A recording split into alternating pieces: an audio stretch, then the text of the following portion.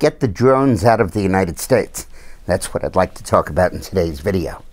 It is outrageous for private companies or for the government to be able to deploy drones in the United States for intelligence gathering activities, or for espionage, or for blackmail, or for whatever they use it for, credit checks, divorce proceedings. It is a total outrage. We erected this complicated barrier against unreasonable searches and seizures in the Fourth Amendment. And the Supreme Court has spent volumes elucidating when you can search, when you can't search, hot pursuit, exigent circumstances, what a warrant has to contain, the basis for a warrant, special warrants for the intelligence courts, for FISA, for terrorists. And now all of that is going to get totally thrown out of the window by permitting drones to fly all over the United States and photograph anything they damn well please. That is just outrageous. It makes a mockery of the Fourth Amendment. Now, much of this drone activity is by the government, in particular EPA, Environmental Protection, which is using the drones to make sure that agricultural standards are met, that their standards of water runoff are met, that farming policies and activities conform to their mandates. But it will increasingly be used for everything. In London, you cannot move in downtown London without being photographed.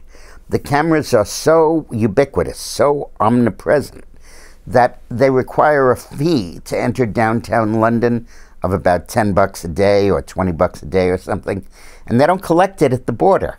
They don't collect it ever in person. What they do is they have enough cameras so the average vehicle is photographed once every half hour.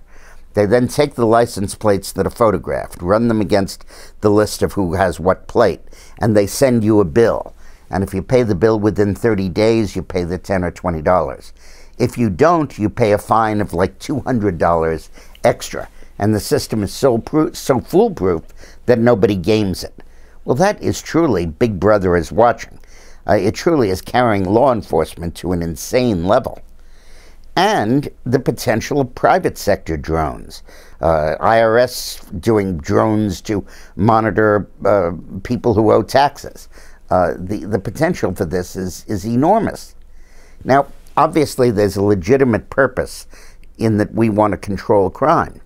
But crime in the United States has been dropping exponentially for the last 25 years. The number of homicides in the United States is half of what it was in the early 1990s. This is unnecessary. Now, we have rules for the CIA that I think need to be applied in this case. The CIA is permitted to operate outside of the borders of the United States, but not within the borders of the U.S.